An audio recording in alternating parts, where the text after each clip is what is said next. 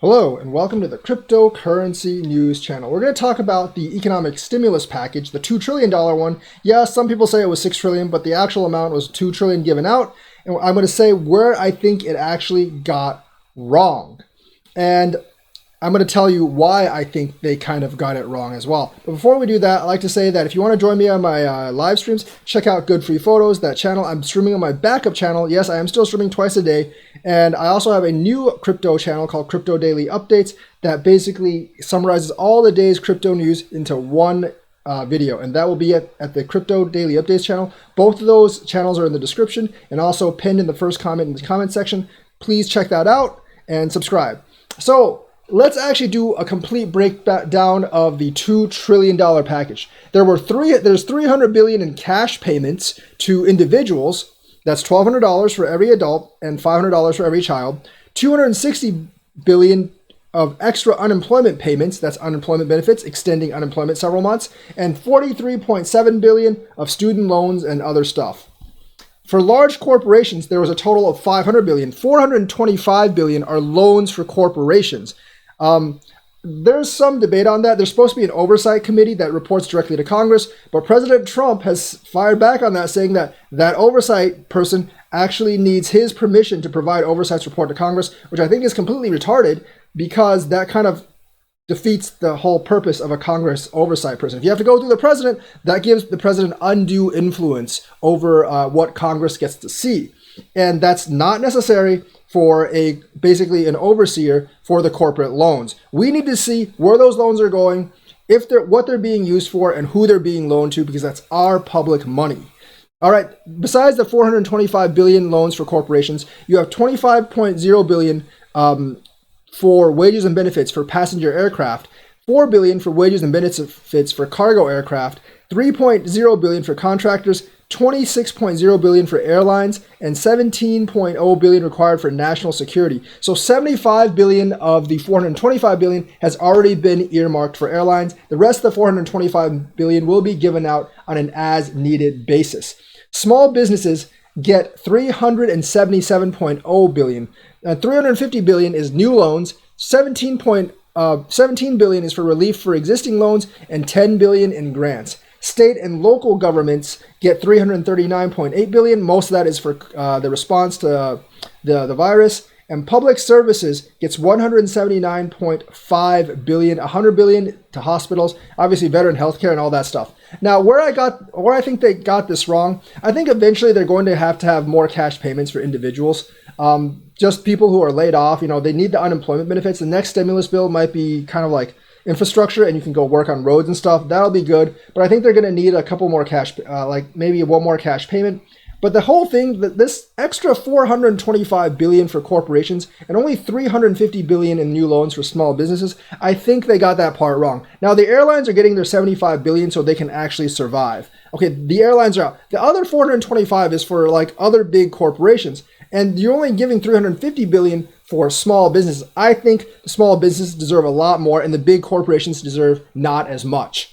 Because small businesses, last time, when you give them loans, they actually put it back into the business to actually keep employees on board, or to just basically live off of and buy supplies. Whereas large corporations, a lot of times they try to squeeze those loans into extra benefits for the executives, extra payment for the executives, executive bonuses, and stock buybacks. Things that do not benefit the general public for the most part.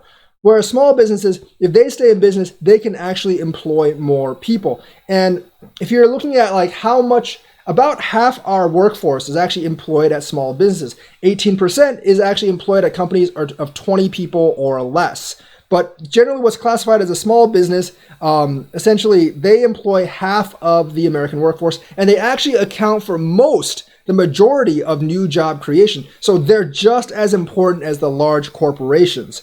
And like I said, when you give them loans, generally a lot of it goes back into the local economy. That actually goes back into hiring people to keep the store open, stocking supplies and shelves like that. They're not doing stock buybacks with their money because they don't really have stock buybacks. They're not actually giving their owners huge multi-million-dollar bonuses because they don't really get multi-million-dollar loans. That's not what's happening. They're actually using those loans to actually fill payroll at this time and also like keep supplies running at this time while business is down. You know, they actually need these to survive. Large corporations are not the ones that are generally shuttering during this time. It's these small mom and pop shops, these small businesses, which employ half of America, by the way, and especially employs those lower wage workers in these small businesses. They're the ones that are shuttering down. So I think their need for money outweighs the large corporations' need for money.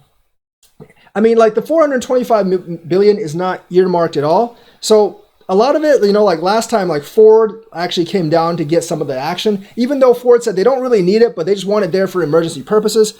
This time we shouldn't really do that. If they don't really need it, they shouldn't get the loan, because we don't want them getting the loan and giving corporate bonus executives, giving executives corporate bonuses. We don't want them using these loans to do stock buybacks. And for small businesses, usually like the loan to each business is very small, so you're not having the problem of multi-million-dollar like corporate bonuses. You're not really getting the problem of stock buybacks. They don't really have stock buybacks. You're basically just helping those businesses essentially stay open. I think in a week or two, or maybe 2 or 3 weeks, we're going to see the shuttering of many small businesses. And I think if we take some of this 425 billion loans for big corporations and move that into small businesses, that would actually help our economy a lot better. And it would actually help our economy actually recuperate much faster once this is all over, because once a small business shutters, it's gone. Like all these employees, they're unemployed.